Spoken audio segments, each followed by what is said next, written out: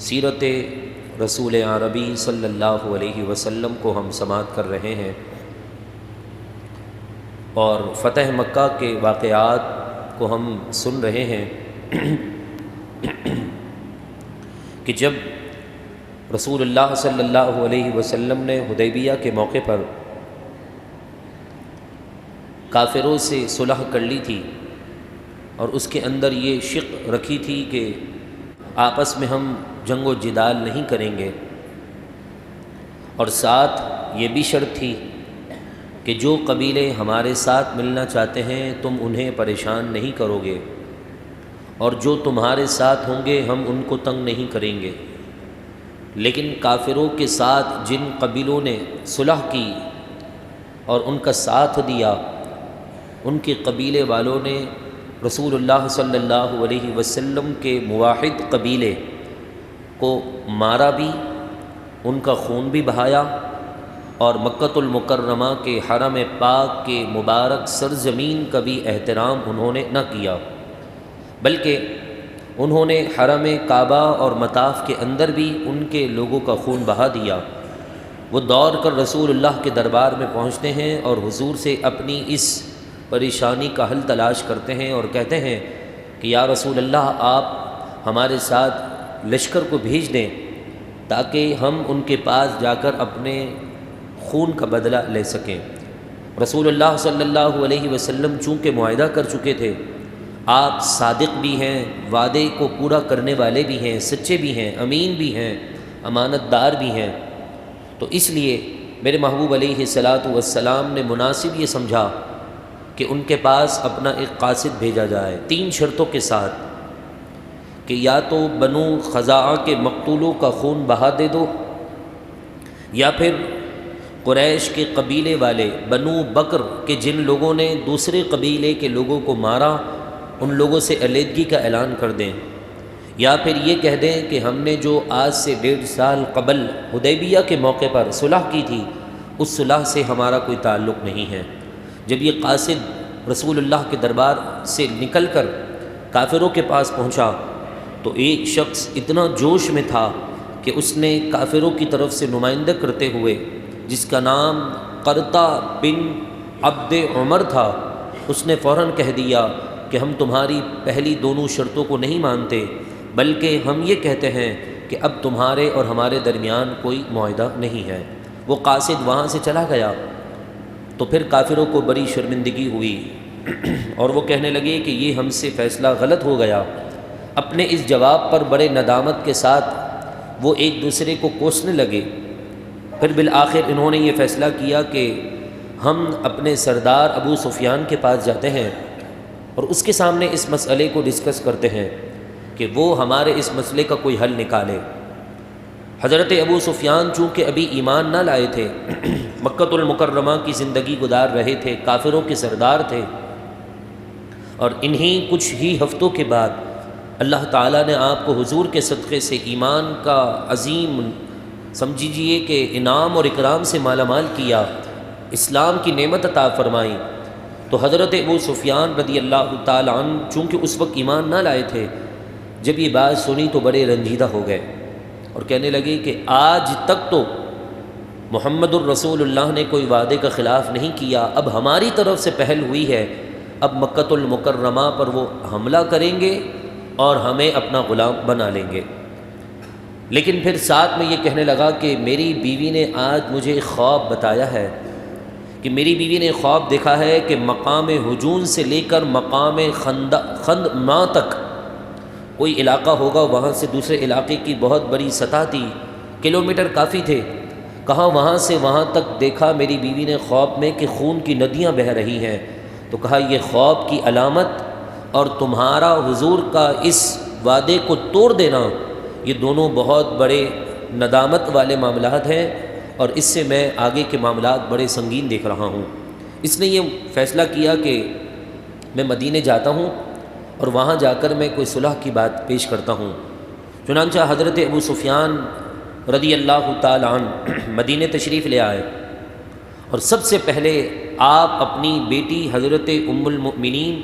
Be be ام حبیبہ رضی اللہ تعالی عنہا کے گھر آئے، اور یہ حضرت ام حبیبہ میرے محبوب کی زوجہ ہیں اور حضرت ابو سفیان کی آپ بیٹی ہیں۔ تو حضرت ابو سفیان نے سوچا کہ میں اپنی بیٹی سے ملنے جا رہا ہوں، میری آؤ بھگت کرے گی کہ باپ کو دیکھا ہے، ویسے بھی لڑکوں سے زیادہ بچیوں کو باپ سے محبت ہوتی ہے۔ تو ابو سفیان نے بھی یہی سوچا کہ میری بچی میری آؤ بھگت کرے گی، مجھے کھلائے گی پلائے گی، حضور کے دربار تک امن و سلامتی کے ساتھ لے جائے گی۔ مگر یہاں معاملہ الٹ ہو گیا۔ لوگ سیرت کی باتیں کرتے ہیں لیکن رسول اللہ کی سیرت کا اتنا بڑا عنوان فتح مکہ ہے۔ حضرت ام حبیبہ رضی اللہ تعالی عنہا کے گھر آپ کے والد آ چکے ہیں، چونکہ ابھی ایمان نہیں لائے، وہ حضور کے بستر پر بیٹھنے لگے۔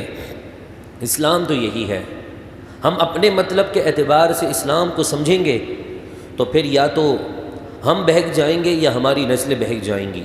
اسلام نے جہاں معافی کا دروازہ کھولا ہے تو وہاں دین کے دشمنوں کے ساتھ سختی کا بھی حکم دیا ہے کہ میرے محبوب علیہ الصلاۃ والسلام نے فرمایا کہ کسی اسلام دشمن کا جنازہ دیکھ لو تو جنازہ نہ پڑھو، ان کے ساتھ کھاؤ پیو بھی نہیں، ان کا سلام کا جواب بھی نہ دو۔ لیکن ایک طرف میرے نبی کی تعلیمات ہیں کہ جب جنازہ آ جائے تو تاخیر بھی نہ کرو، لیکن اسلام کے دشمنوں کے متعلق یہ بھی فرمان ہے کہ ان کے جنازے میں شریک نہ ہوں، ان کے ساتھ صحبت اختیار نہ کرو، ان کے ساتھ الیک سلیک نہ رکھو، کوئی رشتہ اور کوئی تعلقات نہ بڑھاؤ۔ رسول اللہ علیہ الصلاۃ والسلام کی تعلیمات آپ کی زوجہ نے کیسی عمل کی کہ جیسے ہی ابو سفیان حضور کے بستر پر بیٹھنے لگے، حضرت ام حبیبہ نے بستر فوراً سے کھینچ لیا۔ ابو سفیان کہنے لگے کہ بیٹی، یا یہ بستر میرے لائق نہیں ہے یا میں اس بستر کے لائق نہیں ہوں، بات کیا ہے؟ تو حضرت ام حبیبہ جواب دینے لگیں کہ آپ چونکہ میرے والد ہیں اور ادب میرے اوپر آپ کے لیے لازم ہے کہ میں آپ کا ادب کروں، مگر یہ بستر امام الانبیاء سید المرسلین محمد مصطفیٰ صلی اللہ تعالیٰ علیہ وسلم کا ہے، یہ پاک بستر ہے، اور آپ چونکہ کافر ہیں، نجس ہیں، تو میں پاک بستر پر کافر انسان کو بیٹھنے کی اجازت نہیں دے سکتی۔ یہ جواب سننے کے بعد بڑے مایوس ہوئے، حالانکہ سخت جواب تھا۔ ہمارے کو تو یہی شروع سے سبق پڑھایا گیا ہے کہ اسلام تو امن کی بات کرتا ہے، پیار کا درس دیتا ہے۔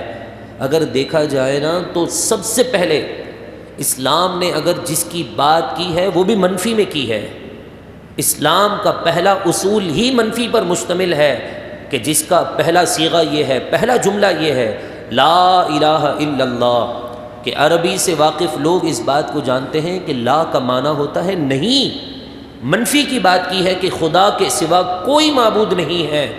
نہیں کا ترجمہ منفی میں ہوتا ہے، نفی میں ہوتا ہے۔ لوگ ہمیشہ مثبت بات کرتے ہیں اور یہ خواہش ہوتی ہے کہ بھائی میرے کان سے سب خوش ہو جائیں۔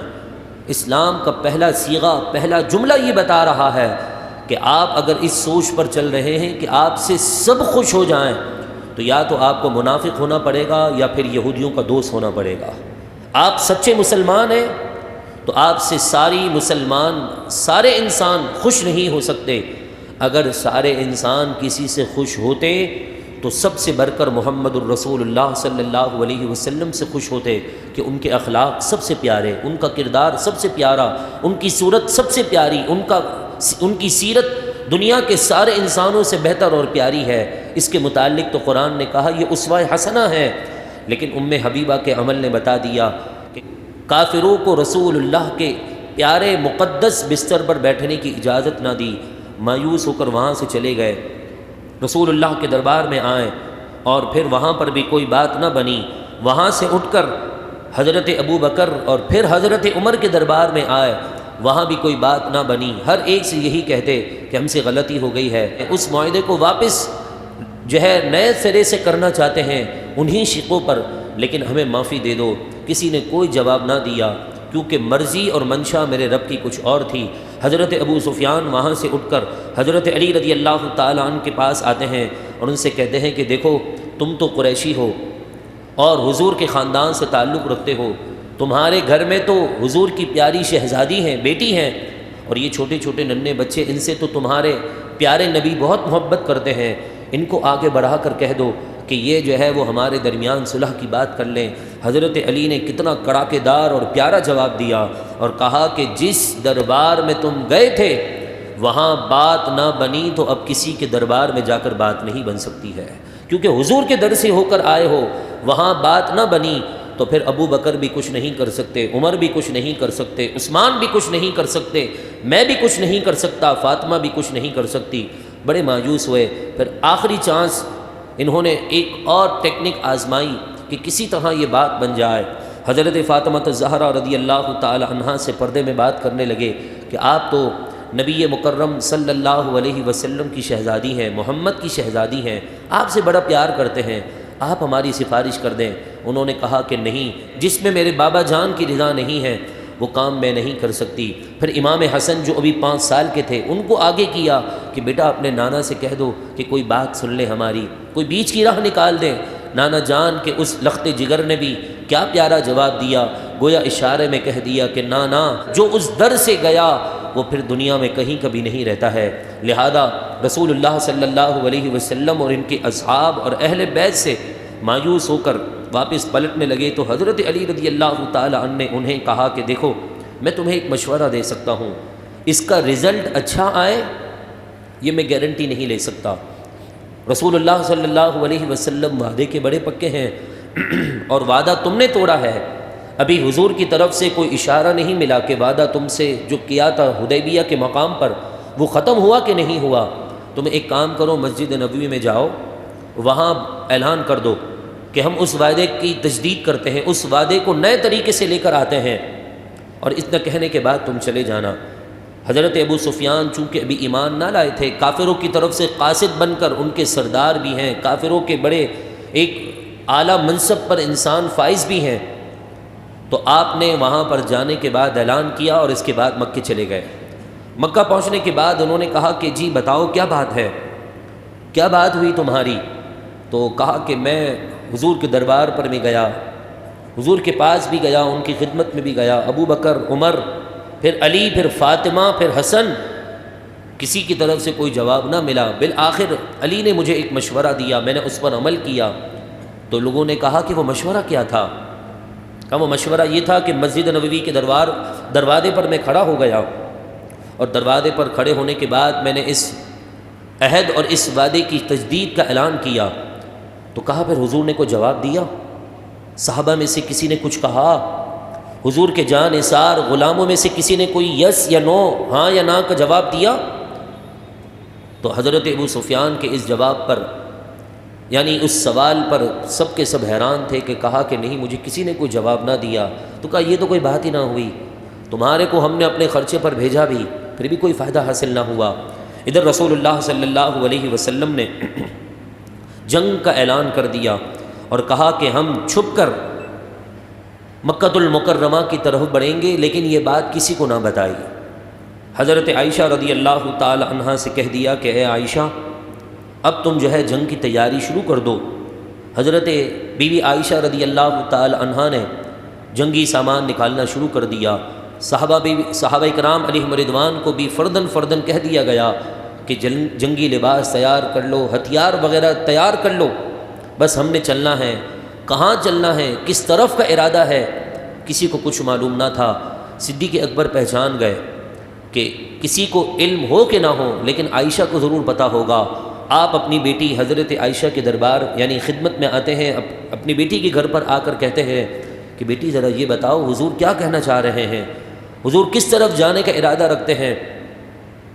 تو حضرت بی بی عائشہ فرمانے لگیں کہ ابا جان حضور نے بس مجھ سے اتنا کہا ہے کہ جنگ کی تیاری کر لو اور سامان تیار کر لو۔ مجھ میں بھی ہمت نہ ہوئی کہ میں پوچھ سکوں کہ کہاں کی طرف چلنا ہے۔ حضور علیہ الصلاۃ والسلام کا چہرے کا رنگ غصے کی کیفیت میں بہت زیادہ سخت ہو چکا ہے کہ ایک تو صلح خود کی، وعدہ خود کیا ہے، اور اب طور بھی خود دیا ہے، مسلمانوں کا اور لوگوں کا خون بہایا ہے، وہ بھی حرم کعبہ کے اندر۔ لہذا حضور کا چہرہ بڑا اترا ہوا ہے، میرے میں اتنی ہمت نہ ہوئی کہ میں پوچھ سکوں۔ لیکن اس کے بعد جب حضرت سیدنا صدیق اکبر وہاں سے نکلے، آپ نے بھی جنگ کی تیاری شروع کی۔ کسی کو خبر نہ تھی کہ کس طرف چلنا ہے، بس رسول اللہ علیہ الصلاۃ والسلام نے جنگ کا اعلان کر دیا کہ اب جنگ کے لیے ہمیں چلنا ہے، ہم اعلاء کلمۃ الحق کو بلند کرنے کے لیے چل رہے ہیں، اللہ کے نام کو بلند کرنے کے لیے آگے بڑھیں گے۔ لیکن یہاں پر ایک مسئلہ ہو گیا، وہ مسئلہ یہ ہوا کہ ایک صحابی رسول جو بدری صحابی ہیں، جنہوں نے بدر کے میدان میں حضور علیہ الصلاۃ والسلام کی طرف سے شرکت کی اور کافروں کو واصل جہنم کیا، ان کا نام تھا حضرت حاطب بن ابو بلتعہ رضی اللہ تعالیٰ عنہ۔ وہ اکیلے مدینے میں تھے اور باقی ان کا سارے خاندان میں ان کے کچھ بچے تھے اور ان کی زوجہ، وہ مکۃ المکرمہ میں تھے۔ تو انہوں نے یہ اپنی بچوں کی سیفٹی کے لیے ایک خط لکھا اور ایک بوڑھی عورت کے حوالے کیا اور کہا کہ تم اس راستے سے مکۃ المکرمہ چلی جاؤ اور ان کے کافروں سے کہہ دو کہ مسلمان بڑا لشکر لے کر مکے کی طرف بڑھنے والے ہیں۔ رسول اللہ صلی اللہ علیہ وسلم کو اس بات کی خبر ہو گئی، حالانکہ اس وقت نہ جبریل آئے نہ کوئی اور فرشتہ آیا، بلکہ جو اللہ نے اپنے محبوب کو غیب کا علم عطا فرمایا تھا، اس غیب کے علم سے پہچان لیا کہ یہ معاملہ اتنا سنگین ہو چکا ہے۔ رسول اللہ علیہ الصلاۃ والسلام نے حضرت علی، حضرت زبیر اور حضرت مقداد رضی اللہ تعالی عنہم اجمعین کو روانہ کیا اور کہا کہ فلاں جگہ پر جاؤ، اس جگہ کا نام بھی بتایا، کہا اس مقام پر جاؤ جس کا نام روضہ خاک ہے، وہاں جاؤ اور وہاں تمہاری ملاقات ایک مسافر سے ہوگی، وہ کوئی آدمی نہیں بوڑھی عورت ہے، تم اس سے کہنا کہ جو تمہیں خط ملا ہے مکے کی طرف لے جانے کے لیے وہ خط میرے حوالے کر دو۔ جب وہ وہاں پہنچے تو اتفاق سے وہ بوڑھی بھی وہاں پہنچ گئی، وہ بوڑھی عورت۔ اس بوڑھی عورت نے کہا کہ میں قسم اٹھانے کے لیے تیار ہوں، میرے پاس کوئی خط نہیں ہے، تمہیں کسی نے غلط خبر کر دی ہے۔ حضرت علی نے جواباً قسم اٹھا دی اور کہا میں بھی خدا کی قسم کھانے کے لیے تیار ہوں کہ میرے نبی نے جو کہا ہے وہ کبھی غلط اور جھوٹ نہیں کہا ہے، تیرے پاس خط موجود ہے، تو بتا خط کہاں ہے ورنہ میں اپنی تلوار نکالتا ہوں۔ حضرت علی نے بس اتنا کہا تھا، وہ ہانپ گئی، ڈر گئی، اور اس نے اپنے بالوں کے جھرمٹ میں سے یعنی گچھے میں سے وہ خط نکال کر دے دیا اس بری عورت کو بھی، اور اس خط کو بھی رسول اللہ صلی اللہ علیہ وسلم کے دربار میں لے آیا گیا۔ اور پھر حضرت حاطب کے ساتھ کیا معاملہ ہوا، انہیں کس طرح رسول اللہ علیہ الصلاۃ والسلام نے اس معاملے کی وجہ سے ٹریٹ کیا، وہ سارے معاملات اور اس کے بعد کیا ہوا انشاءاللہ العزیز ہم اگلے جمعۃ المبارک کو ان لمحات میں سماعت کریں گے۔ میں آپ سے درخواست کرتا ہوں کہ آپ جمعۃ المبارک کے ان پرنور ساعتوں میں جلد تشریف لائیں۔ اللہ تبارک و تعالی سے دعا ہے رب العزت ہم سب کو رسول اللہ صلی اللہ علیہ وسلم کی پیاری سیرت کو سننے کے لیے اللہ تبارک و تعالی کے پیارے گھر مسجد میں جلدی آنے کی توفیق عطا فرمائے۔